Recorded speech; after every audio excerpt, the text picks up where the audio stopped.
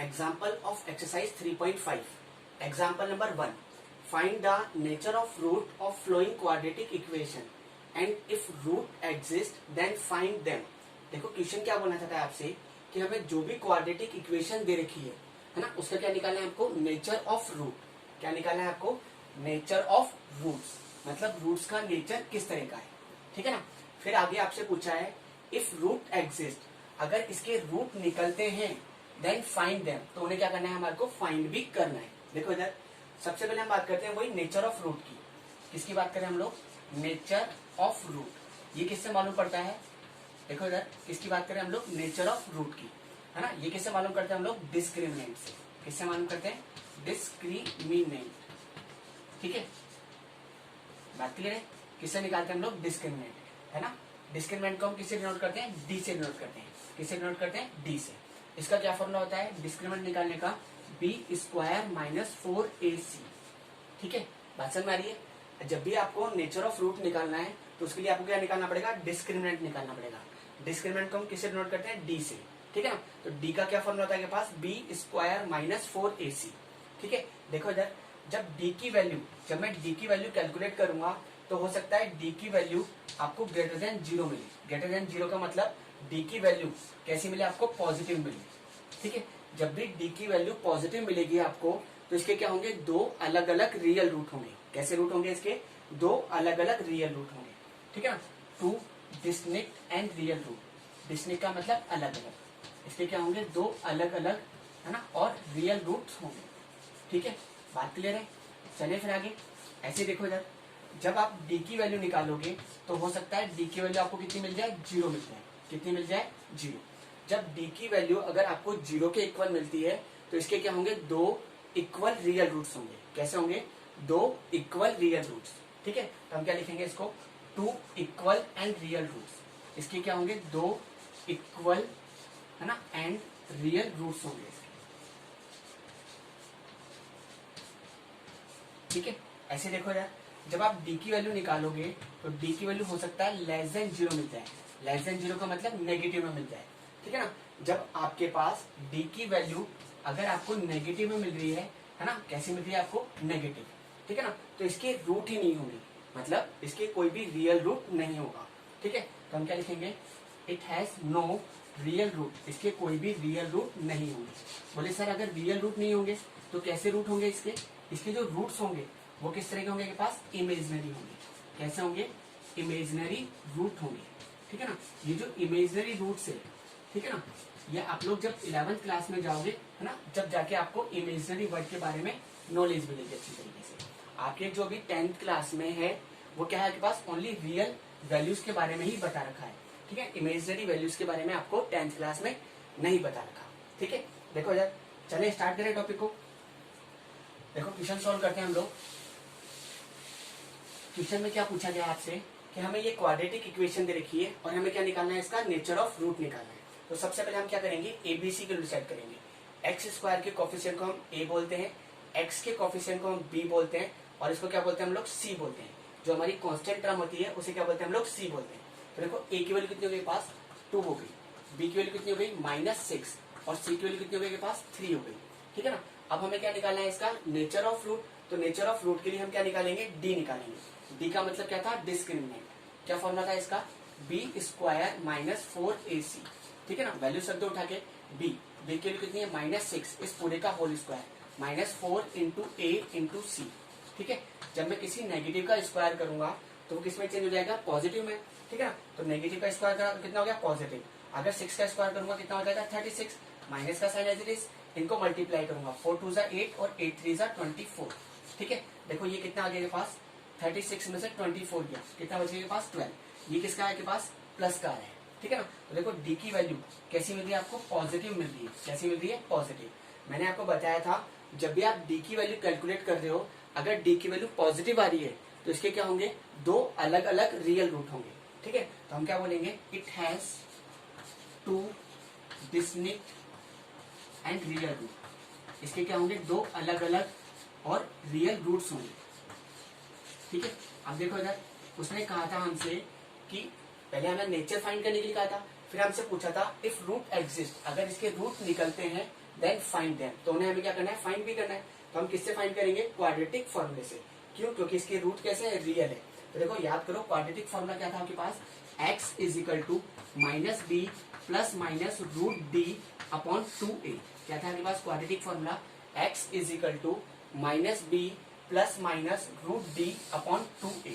ठीक है, वैल्यूज को रख दो उठा के इसके अंदर। देखो x तो आपका एज इट इज, माइनस का साइन भी एज इट इज, b किसकी बात कर रहे हैं, b की वैल्यू। तो b की वैल्यू कितनी है के पास, -6 प्लस माइनस आपका एज इट इज, रूट आपका एज इट इज d। देखो d की वैल्यू हमने कैलकुलेट करी थी, कितनी आई थी के पास 12 अपॉन 2a। तो 2 और a की वैल्यू कितनी है आपके पास 2। ठीक है, अब देखो इधर क्या हो गया आपके पास, ये x is equal to 6 plus minus, ठीक है ना। ये जो 12 है ये एक परफेक्ट स्क्वायर नंबर नहीं है, तो हम क्या कर रहे हैं, इसके फैक्टर कर लेंगे यहाँ पर। ठीक है, 2 का डिवाइड लगाया 6, 2 का डिवाइड लगाया 3, 3 का डिवाइड लगाया 1। देखो इधर जब आप रूट 12 की बात कर रहे हो, ठीक है ना, तो आप इस 12 को कर सकते हो 2 इंटू 2 इंटू 3। यहाँ से क्या बाहर निकल जाएगा, 2 बाहर निकल जाएगा। क्यों, क्योंकि एक पेयर बन चुका है। ठीक है, तो बाहर क्या गया 2 और अंदर कितना रह गया आपके पास, √3 अपॉन 4। ठीक है, तो देखो क्या हो गया आपके पास, x इज इक्वल टू, देखो 2 का मल्टीपल ये भी है और 2 का मल्टीपल ये भी है, तो हम यहाँ से क्या कर सकते हैं, 2 कॉमन निकाल सकते हैं। जैसे मैंने 2 कॉमन निकाला, तो यहाँ कॉमन निकालने का मतलब क्या है, 2 का डिवाइड लगाना है। हाँ, 2 का डिवाइड लगाया 3 और यह कितना के पास √3, ठीक है ना, अपॉन 4। 2 से कट रहा है के पास, ये कितना हो गया 2। तो x इज इक्वल टू कितना आ गया 3 प्लस माइनस √3 अपॉन 2। अब इसको एक बार प्लस में लिख लो और एक बार माइनस में लिख लो।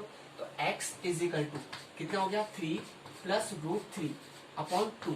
ठीक है ना, और एक बार क्या हो गया x is equal to 3 minus √3 upon 2। तो देखो x की वैल्यू क्या क्या गई पास, एक वैल्यू आ गई पास 3 प्लस √3 अपॉन 2 और एक वैल्यू क्या हो गई पास 3 माइनस √3 अपॉन 2। अब इसी का सेकंड पार्ट है हमारे पास 3x square minus 4√3x plus 4 is equal to 0। क्या करना है वो, इसको हमें वही नेचर ऑफ रूट निकालना है इसका, है ना। और फिर हमसे पूछा गया है कि अगर इसके रूट निकलते हो तो उन्हें क्या करना है, हमारे को फाइंड भी करना है। तो देखो सबसे पहले आप वही क्या करो, एबीसी को डिसाइड करो। ठीक है ना, एक्स स्क्वायर कोफिशिएंट को हम a बोलते थे, x के कोफिशिएंट को हम b बोलते थे, और जो हमारी कांस्टेंट टर्म होती थी उसको हम क्या बोलते थे c। तो a की वैल्यू कितनी हो गई पास 3 हो गई, b की वैल्यू कितनी हो गई माइनस का 4√3 और c की वैल्यू कितनी हो गई पास 4 हो गई। ठीक है ना, अब नेचर ऑफ रूट किससे मालूम करते थे हम लोग, d से। d का क्या फॉर्मूला था, b स्क्वायर माइनस 4ac। ठीक है, वैल्यू रख दो उठा के, b की वैल्यू कितनी है माइनस 4√3, इस पूरे का होल स्क्वायर, माइनस का sign as it is 4 into a की वैल्यू कितनी है के पास 3 और c की वैल्यू कितनी है के पास 4। ठीक है, देखो इधर मैं इसका स्क्वायर करूंगा, जब भी नेगेटिव का स्क्वायर करूंगा किसमें चल जाएगा, पॉजिटिव में। अगर 4 का स्क्वायर करूंगा कितना आ जाएगा 16 और √3 का स्क्वायर करूंगा, ठीक है, तो कितना आ जाएगा पास 3। इन दोनों को मल्टीप्लाई करें, 16 3 जा 48। ठीक है, माइनस का साइन एज इट इज 4 3 जा 12 और 12 4 जा कितना हो गया 48। ठीक है ना, 48 में से 48 गया, कितना हो गया के पास 0। तो देखो d की वैल्यू कैसी आ रही है के पास 0 आ रही है। मैंने आपको बताया था कि जब d की वैल्यू 0 के इक्वल आती है तो इसके क्या होंगे, 2 इक्वल रियल रूट्स होंगे। कैसे होंगे, 2 इक्वल रियल रूट्स। तो हम इसको लिख देते हैं, क्या बोला आपने, it has 2 equal and real root. इसके क्या होंगे, 2 इक्वल और रियल रूट्स होंगे। ठीक है, देखो इधर अब उसने कहा था कि अगर इसके रियल रूट है, ठीक है ना, मतलब अगर इसके रूट निकलते हैं तो उन्हें हमें फाइंड भी करना था। तो हम वही किससे फाइंड करेंगे, क्वाड्रेटिक फॉर्मूले से। क्या था आपके पास quadratic formula, x is equal to minus B plus minus √d upon 2a। ठीक है, रख दो वैल्यूज उठा के इसके अंदर, फॉर्मूले के अंदर। ठीक है, देखो इधर x आपका एज इट इज, ठीक है, माइनस का sign as it is, b की वैल्यू कितनी है के पास माइनस का 4√3, तो माइनस माइनस क्या हो गया प्लस 4√3 प्लस माइनस आपका एज इट इज, रूट आपका एज इट इज, d देखो d की वैल्यू कितनी है के पास 0। ठीक है ना, अपॉन 2a। तो 2 और a की वैल्यू कितनी है के पास 3a। ठीक है, देखो इधर कैलकुलेट करो इसको, x is equal to 4√3 plus minus आपका एज इट इज 0 का स्क्वायर रूट कितना होता है 0 अपॉन 6। ठीक है, एक बार वही प्लस का साइन ले लो, एक बार माइनस का साइन ले लो। x इज इक्वल टू कितना हो जाएगा 4√3 प्लस 0 अपॉन 6 और एक बार क्या हो जाएगा x is equal to 4√3 minus 0 upon 6। ठीक है, देखो इधर जब आप किसी नंबर में 0 को ऐड करते हो तो वो नंबर एज इट इज आ जाता है 4√3 अपॉन 6। ठीक है, देखो ये 2 से कट रहा है, 2 2 जा 4, 2 3 जा 6, तो x की वैल्यू कितनी है के पास 2√3 अपॉन 3 आ गई। ठीक है, एज इट इज देखो यहाँ पर अगर हम इसको कैलकुलेट करें 4√3 में से अगर आप 0 माइनस करोगे, ठीक है ना, तो वो नंबर एज इट इज आ जाएगा। कितना आ जाएगा पास 4√3 अपॉन 6। 2 से कट रहा है, 2 2 जा 4, 2 3 जा 6। तो x की वैल्यू क्या आ गई के पास 2√3 अपॉन 3 आ गई।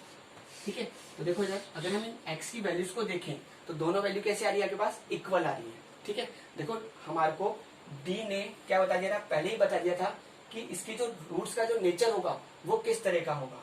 ठीक है ना, देखो हमने बताया था इसके क्या होंगे, इक्वल और रियल रूट्स होंगे। ठीक है, अब इसी का हमारे पास थर्ड पार्ट है, x² plus x plus 1 is equal to 0। हमें क्या क्या निकालना है, नेचर ऑफ रूट निकालना है। फिर हमें क्या है पूछा है कि अगर इसके रूट निकलते हो तो उन्हें हमें फाइंड भी करना है। तो देखो सबसे पहले एबीसी को डिसाइड करो।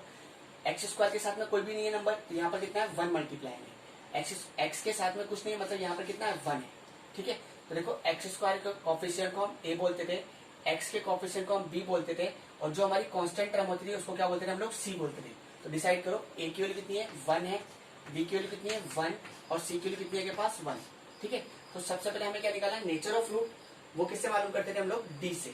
d का क्या फॉर्मूला था आपके पास, याद करो b² माइनस 4ac। ठीक है, देखो b की वैल्यू कितनी है के पास 1, इस पूरे का होल स्क्वायर, माइनस का साइन इज 4 इंटू a की वैल्यू कितनी है 1 और c की वैल्यू कितनी है 1। ठीक है, जब मैं 1 का स्क्वायर करूंगा 1, माइनस का साइन इज इनको मल्टीप्लाई करूंगा कितना हो जाएगा 4। ठीक है, 1 में से 4 गया, कितना बच गया आपके पास, माइनस का 3 बच गया। कितना बच गया के पास, माइनस का 3। देखो इधर d की वैल्यू जो आ रही है वो कैसी आ रही है के पास, नेगेटिव आ रही है। ठीक है, जब d की वैल्यू नेगेटिव आती थी तो इसके कोई भी रियल रूट नहीं होते थे। तो क्या बोलेंगे हम लोग, it has no real root. इसके क्या होंगे, कोई भी रियल रूट नहीं होंगे। ठीक है ना, क्यों, क्योंकि d की वैल्यू क्या आ गई के पास, नेगेटिव आ गई है। अब रूट इसके रियल रूट है ही नहीं, तो उनको हमें फाइंड भी नहीं करना है, क्योंकि उसने बोला है कि अगर रूट निकलते हो, है ना, तभी उनको हमें फाइंड करना है।